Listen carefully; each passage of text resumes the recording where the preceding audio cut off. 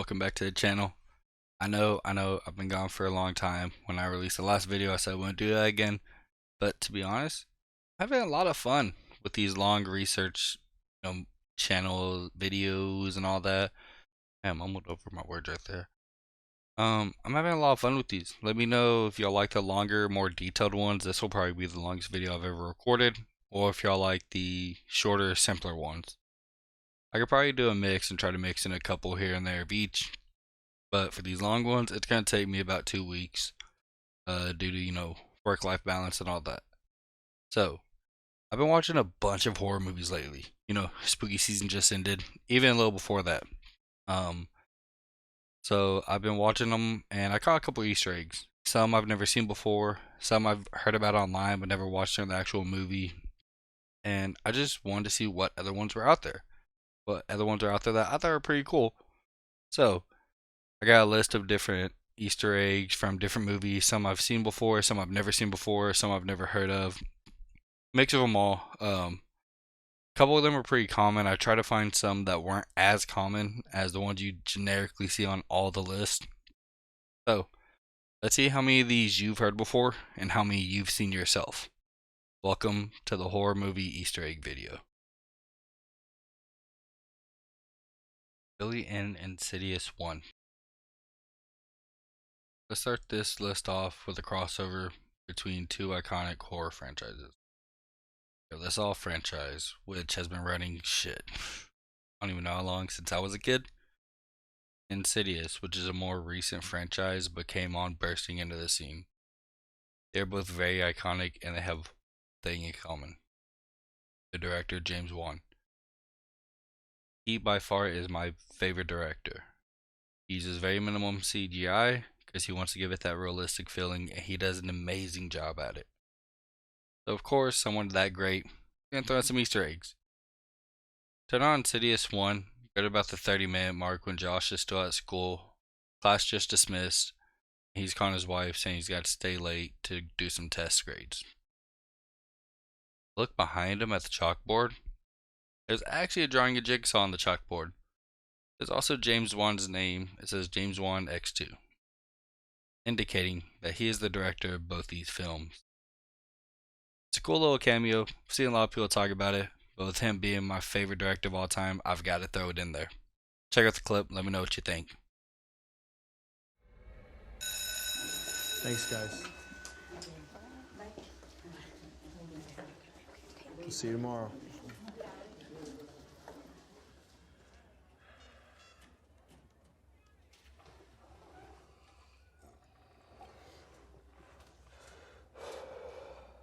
Hey, honey, it's me. Freddy Krueger's Glove and Evil Dead 2. Let's take a trip back to 1987. Damn, that's almost 40 years ago. Sorry, reality moment kicked in for me. So if we watch Evil Dead 2 at the about 20-minute, 20-second mark, when Ash is walking into the shed holding Linda's head, decapitated by the way, as it's attacking him, once he swings open that shed door, look above it. See Freddy Krueger's glove just hanging out. Let's watch it full speed first, and then I'll do a slow motion for you. Let me know if you've seen this one before.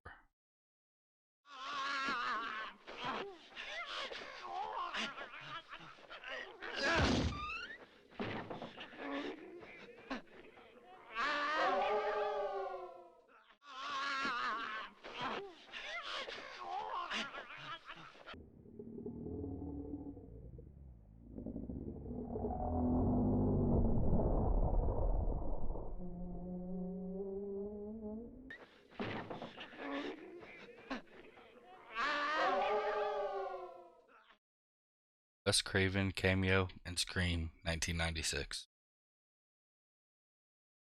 So unless you're a huge horror movie buff, you probably didn't know that Wes Craven directed not only the original Scream, but also the Nightmare on Elm Street franchise. Let's jump to Scream 1996. Around the 22-minute mark, when the principal peers his head out of the office to look see who's making the noise, you see Wes Craven there. dressed as none other than Freddy Krueger as a janitor.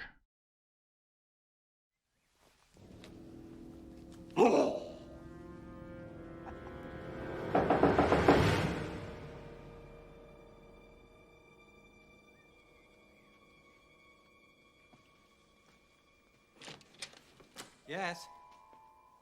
Hello?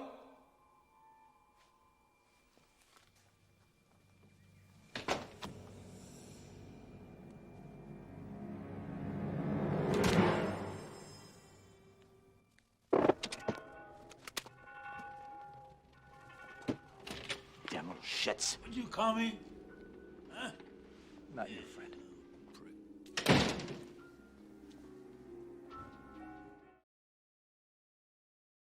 Right at Chucky Evidence Depository.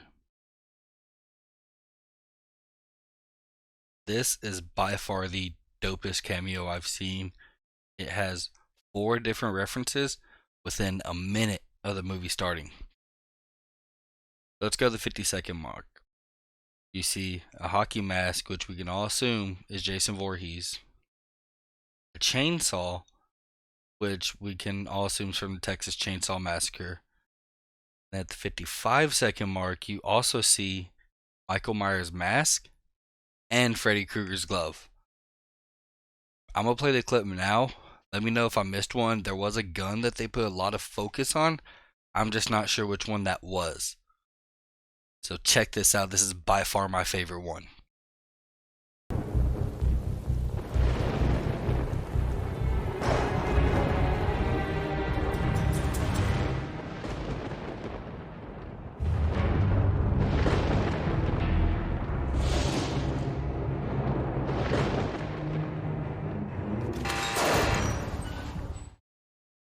Haunt in American Psycho. Unless you have a very pristine eye for detail and can put together some complex clues, I guarantee you missed this one. So, at about the 19.5-minute marker, they start comparing business cards. And they make a very big deal about the font of the business cards. Well, if you look at Paul Allen's, knowing what we know now, and you look at the end credit scenes, the opening credit scenes, his business card is the only one with the same font size it. So, I just thought that was pretty cool. I like really subtle ones that have big meanings and implications and stuff like that.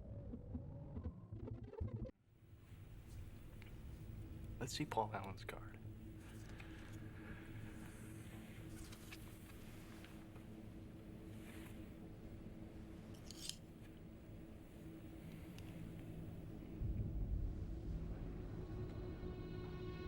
Look at that subtle off-white coloring.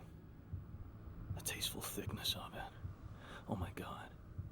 It even has a watermark.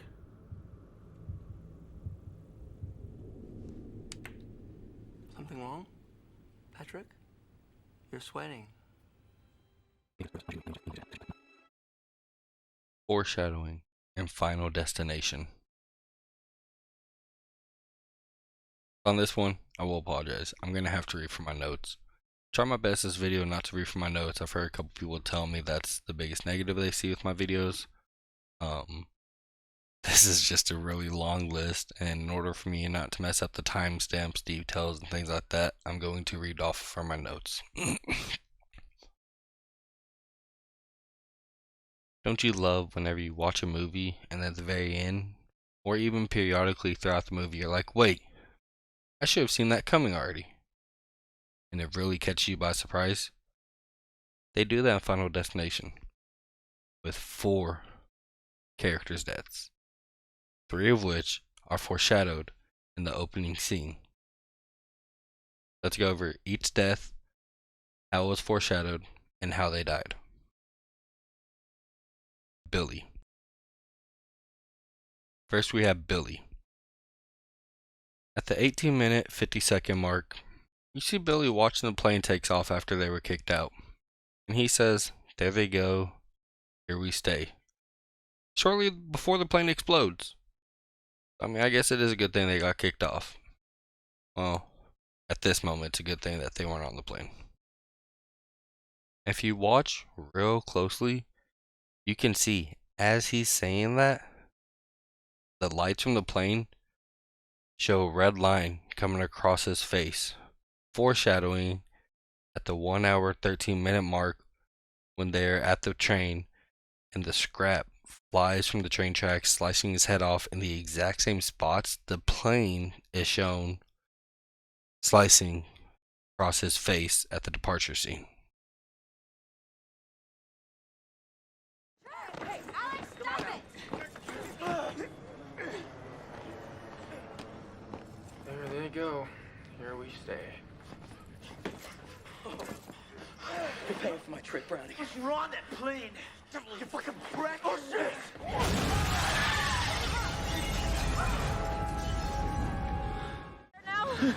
It broke! Bullshit! He saved your leg again. That's right! You're next, Carter! I'm staying the fuck away from you! Shut up, Billy! Billy, we don't need this shit right now. I don't need it ever! What are you doing? Get away from me next! It's fucking Billy, I'm not dead! Oh, you will be! You're dead! You're dead! And you ain't taking me with you! Oh, shit!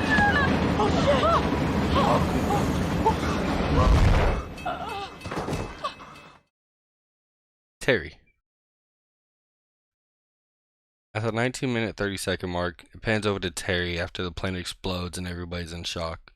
When you look in the background, you can actually see a picture of a bus right behind her. This foreshadowing when she starts to storm off after an argument, and she dies by getting hit by a bus shortly after the 49-minute mark.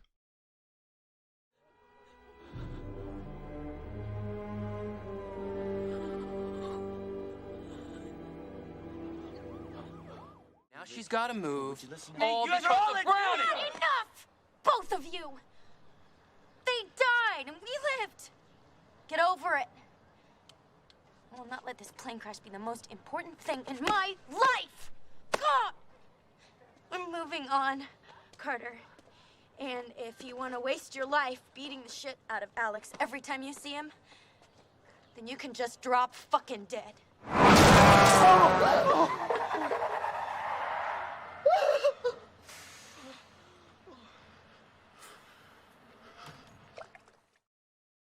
Todd. At the beginning of Alex's dream, right before the 12-minute mark, he sees the plane exploding, and Chris asks if Alex and Blake can switch seats so Blake doesn't have to sit next to Todd. Todd wants to sit next to Blake, so he's signaling to Alex not to trade seats. In the signaling, he does a weird hand motion, like he's being hung for a second, foreshadowing to the scene at the 35-minute 40-second mark where he's in the bathroom. He slips on the water that also goes back into the toilet like the leak never happened. The clothes wire that was used hanging up some clothes in the bathroom snaps off. One side wraps around his throat as he falls and chokes him to death. The cool thing about that scene though is you can see the wire get more intense. So it's like with the hand signaling, he's trying to pull the wire off, but yet the wire's pulling and getting more intense. I also do believe this one's a bit of a foreshadowing, or a bit of a stretch in the foreshadowing. It's just everybody did mention this one also, so I wanted to include it in the list. Yes, switch seats with Krista. Oh, God. You know, I would, but I got a bladder thing. It's a urinary tract infection. Let's go.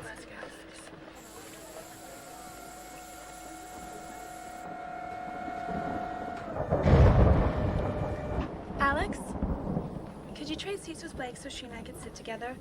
She asked Todd, but he said he had some sort of medical thing. Please? Yeah. You're so sweet.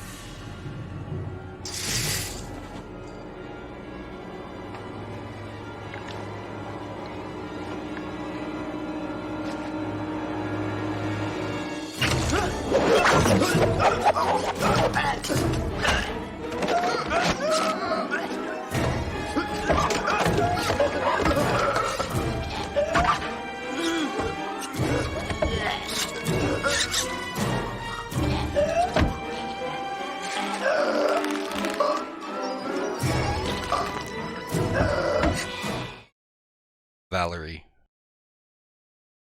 At the 59-minute and 50-second mark, you can see liquid spill on top of her computer, which finds its way inside of her computer from her broken mug that she sets on top of it. She does not notice this mug has a leak.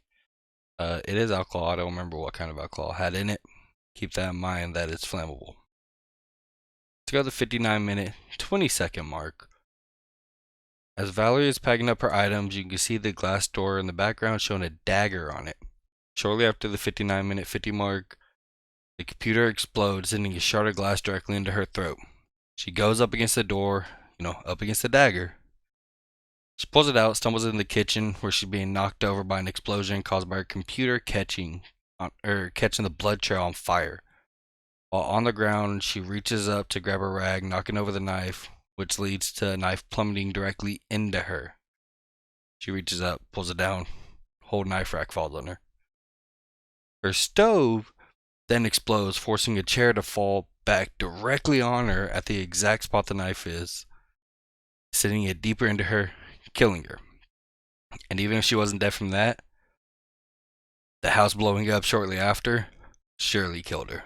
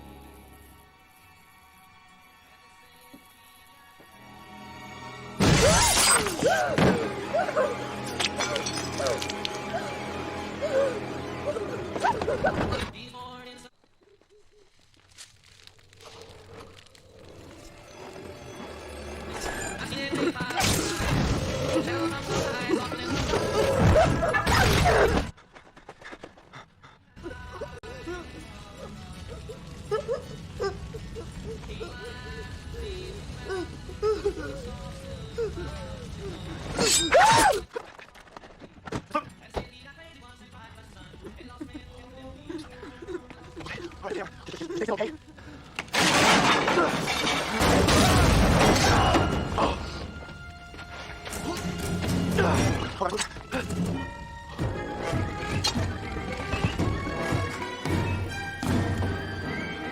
Hey, Alex.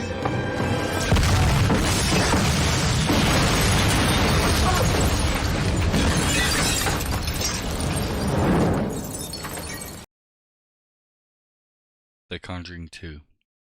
Valak's name in plain sight. In The Conjuring 2, the Warrens are being haunted by a nun that Lorraine believes is a demon. But, in order to successfully conquer it, banish it, get rid of it, they need to know the name of it, which is the biggest part they're struggling with. If you look just after the 43-minute mark, it shows a shot inside the house where Judy's making bracelets and Lorraine's sitting on the couch. If you look really close on Judy's bracelet, you can see she spelled out Valak, V-A-L-A-K. The bracelet's upside down, so you might have to flip it. But then shortly after that, it pans over to Lorraine. When you look on the bookshelf, there's letters that spell out the name Valak. That's a pretty cool Easter egg.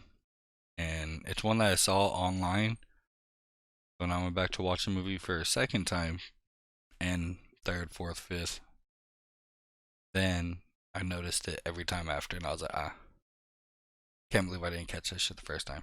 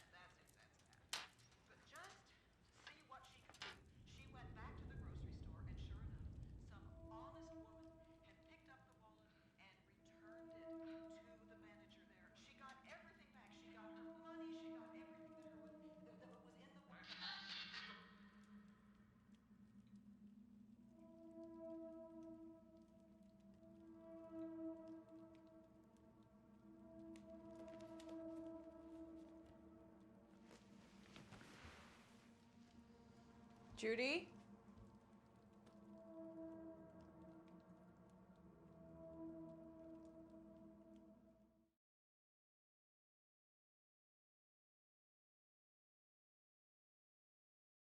Trick or Treat and Krampus crossover.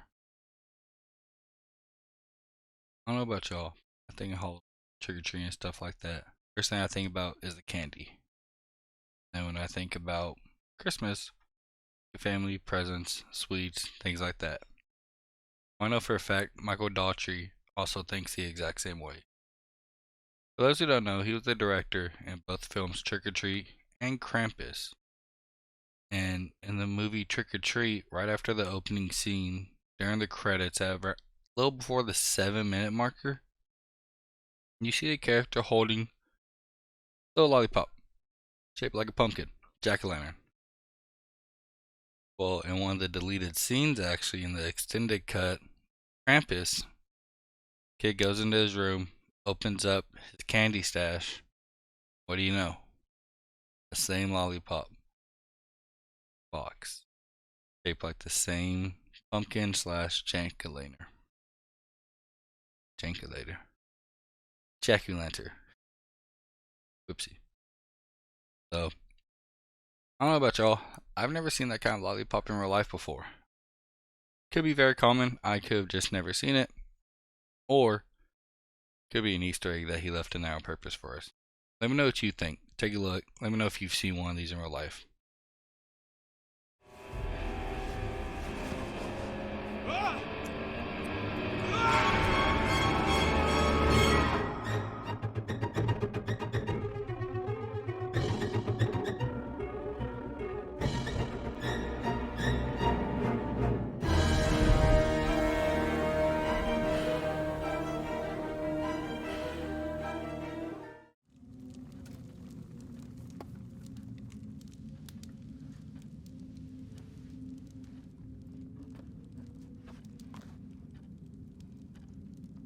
It's from my Halloween stash.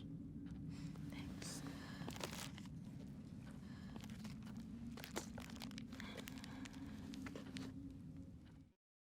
Necronomicon. First, let's go over what is a Necronomicon. It is a book made out of human skin that goes over rituals for magic spells and incantations for summoning monsters and archaic deities. Pay attention to the same one is featured in Jason Goes to Hell, just shy of the 54-minute 30-second mark, and also in Evil Dead, shortly before 21-minute mark. There is a good connection because Evil Dead is where it's originally featured, and it is rumored that Pamela Voorhees makes a deal with the devil by reading from this book in order to bring back her son.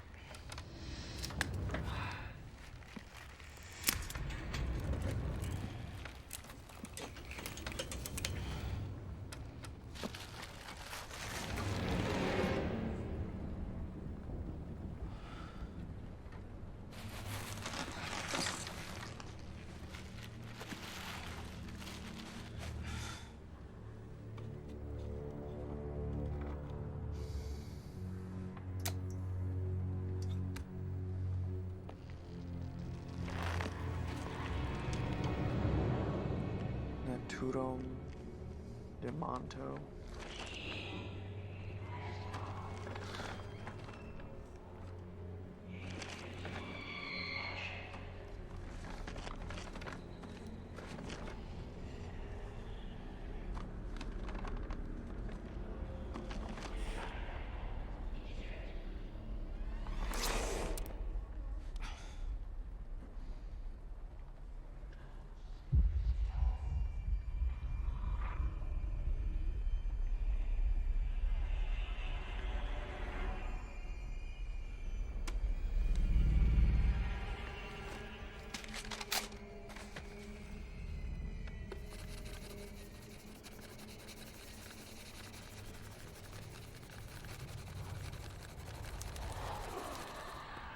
Kunda.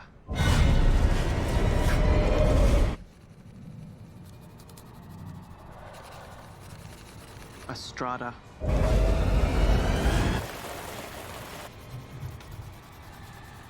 Montose.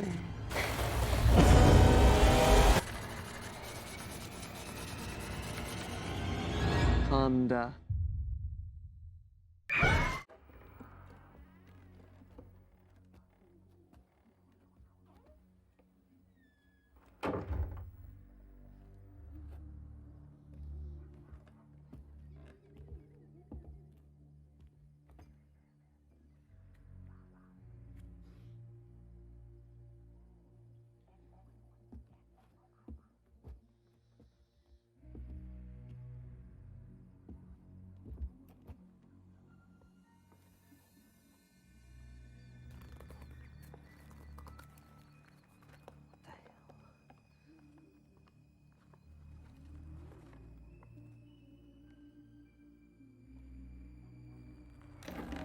No!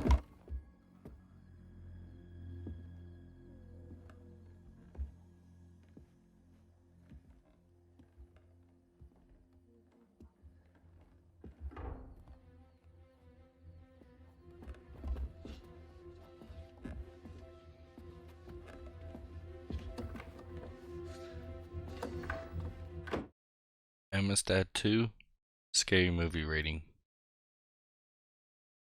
I figure I'd go ahead and throw in a funny one on this one. Everybody's seen the movie Scary Movie. It was a staple of my childhood. It was a great way to watch a quote-unquote scary movie. It was very funny, with just a little bit of scare when you're a kid. So, we go to around the 55-minute mark at the movie theaters, and the preview comes up for another movie called Amistad 2. Well, when the rating box pops up, pause that and read it. I'll play it in a second so we can take a look at it together, laugh together. But man, that was funny because it wasn't the obvious humor. It was something they actually hid for once.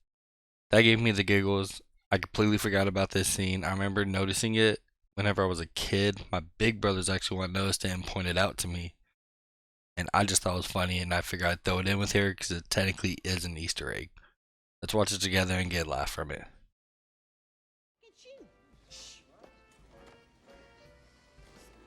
Why they acting already? It ain't nothing but the previews. The largest ship the world had ever known. Its 400 passengers and crew on a maiden voyage to a brave new world.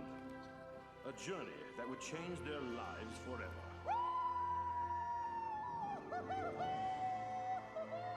I'm the king of the world!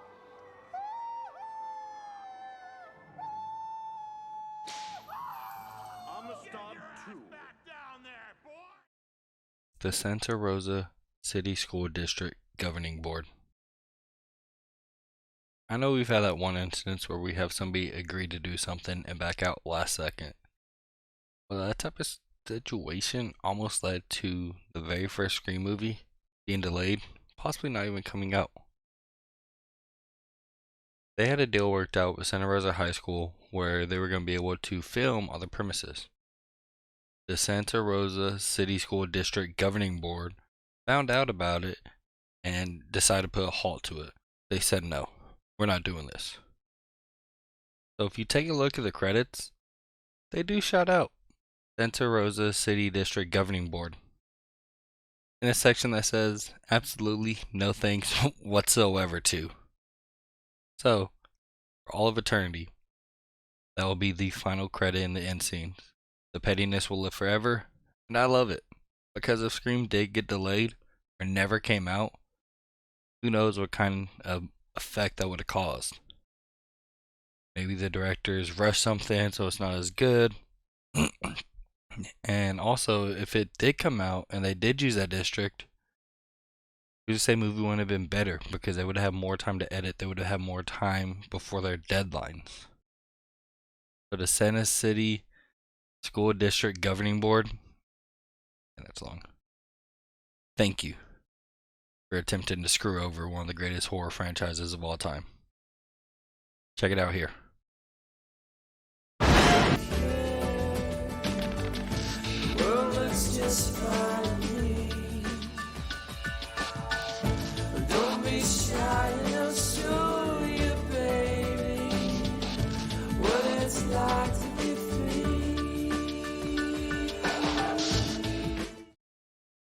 where did Freddy Krueger get his name from? Okay, so don't hate me on this one. This isn't actually from a horror movie, but I feel like this little Easter egg that covers the entire franchise, so many countless movies, because the impact it's had, was cool enough to mention. So Wes Craven was bullied as a child. Just off that one statement, y'all know where I'm going. Yes, his childhood bully's name was Fred Krueger. I don't have anything to back this up. This was just heavily confirmed on the internet, so you gotta believe it, right? But real or fake, I think that's a cool rumor. I just wanted to throw it in here real quick, and not all these have to be serious. So let me know if I should have left that out or if you're glad I included it. Mastermind behind Saw, hidden in plain sight. Before you spite me, I did not watch Saw as a kid. I don't know. Just wasn't my thing. So I did mention this to a couple friends who did watch Saw a lot and have seen it since. And some of them knew it, some of them didn't. So, the first time you see the reverse bear trap appear, trap on the face, blows up once it goes backwards. It's at the 24-minute mark when it's strapped to Amanda's head. Let's reverse though. Go back to the 20-minute mark. Whenever it shows the doctors evaluating, looking at a patient. He's got the tumors in his head. They're looking at that. And then look down his notepad. You see what I see? Drawings and the design for the reverse bear trap. So 20 minutes into the movie, we already know who the killer is without even knowing who it is. And also, when they're talking about that, there's so many people in the room, they're pointing at so many things. Almost nobody looks down. Like, oh, what's on his doodle pad? Now we will, because now we all know about their Easter eggs. Back then, we weren't thinking, hey, let's look for Easter eggs. Let's see what we can find. Things like that. So 4 minutes after he's revealed to us without us knowing is the first time we see his trap. Thought that was pretty cool. I love when directors throw hints and things like that at us and we have no clue until we see it later. And then we're like, oh, how do we not see that? So I'll play it for you real quick. And remember, look at the table once it shows the patient on the bed. You'll see his notepad. I woke up. All I could taste was blood and metal.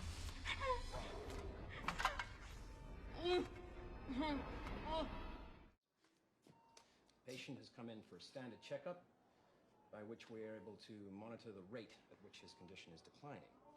The patient had... His name is John. Dr. Gordon. He's a very interesting person. The Cabin in the Woods Monsters. Once again, this is one of the ones that I'm going to have my notepad open on. There is so many monsters and Easter eggs and things like that. One scene, I'm not even covering all of them. I'm probably not even covering half of them. So, at the beginning of the film, shortly after the 33-minute mark, when they're revealing who won the monster pot at the facilities, you make references to a couple different older movies. At a glance, you would think, oh, these are just generic monsters. But with how many references this has, surely some of them, at least some of them, were done on purpose. So, Werewolf, the 1996 movie Werewolf. Alien Beast, from the 1979 movie Alien. Mutants, from the Hills Have Eyes movies. Wraiths, from the 1960 original 13 Ghost movies. Hey, baby. And my cat. Reptilicus, from the 1961 movie Reptilicus. Clowns, from any of the It movies, original or remakes. Going down, baby. There you go. Ah, my wire. My headphones. Sexy Witches from the 2005 movie The Witches of Breastwick. And my favorite one, Angry Molesting Tree from the 1981 movie The Evil Dead. We went through the entire list. We could probably connect every monster on this board to a movie somehow. Actually, now that I think about it, my favorite one on the board is just Kevin. He's describing the book as a normal looking guy that no one would likely ever suspect of being dangerous. It looks like he could work at Best Buy. Until he ends up dismembering people. Some people connect him to Kevin Williamson, who is one of the screenwriters directors from Scream, but I like thinking he's the Best Buy employee that dismembers people. So, I'm going to play the clip now. You go through and let me know which other connections you found or which different monsters you would connect with different movies. We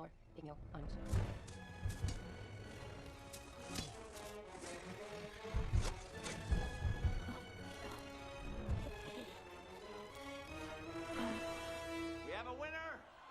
It's the Buckners, ladies and gentlemen. The Buckners pull the W. All right, that means that congratulations go to maintenance, who share the pot with Ronald the intern. Hey, that's not fair. I had zombies too. Yes, you did. Yes, you had zombies. But this is zombie redneck torture family, see? They're entirely separate species. It's like the difference between an elephant and an elephant seal. Okay. But there's always next year.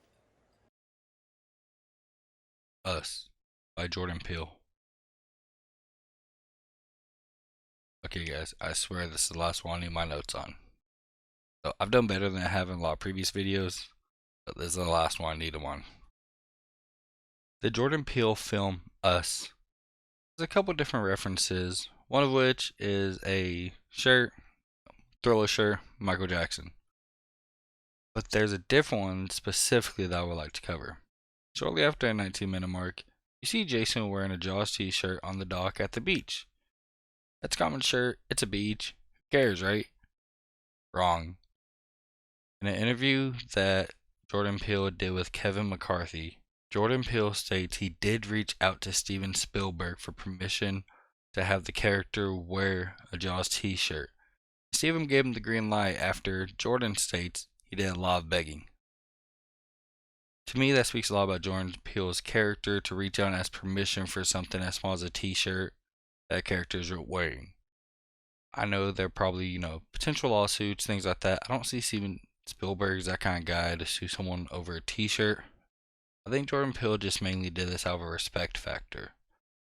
And he himself admits that he begged him. Did he have to beg him? I don't think so.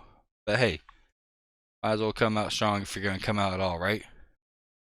I wanted to mention that because I believe that speaks a huge volume to Jordan Peele's character. I have seen, I believe, 2 of his movies. After this, I do plan on watching any movie that he does release.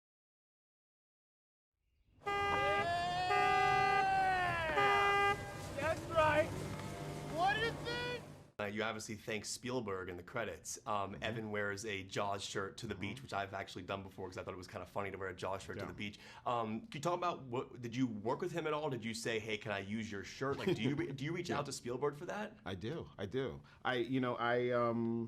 First of all, obviously his films have influenced me a great deal, and one of the first things I did when I sort of finished the script is I was like, I want to put Evan, I want to put Jason in his Jaws shirt. So I reached out to Steven, begged him. I said, let me, is there a Jaws shirt I can use for this film? And he said yes, which, was just, such a validating moment for the design of this film that we were able to get that. What are you doing, Kat? Hey, I know a different scenery. I made it all the way to the end, did the editing, got everything ready to go, ready to export. Just realized I never made an outro. And my wife is actually asleep on the bed behind. I don't feel comfortable with that being a video, especially with her being asleep, and I can't, make sure it's okay with her. What are you doing, cat? That cat's a goober. I just want to say thank you for making it till the end. If you liked it, drop a like, drop a comment. If you didn't like it, drop a dislike, and let me know what I can improve on, how I can make things better. So welcome to Horror Movie Easter Eggs. And I know some of these weren't your typical Easter eggs. Some weren't Easter eggs related to specific movies. I just felt like they were things about the horror movie genre that could be covered. I tried to stretch a little bit on some of them because I got tired of seeing the same list online. So these are multiple different things that I've noticed or I've heard, different resources found, things like that. So once again, thank you. Bye.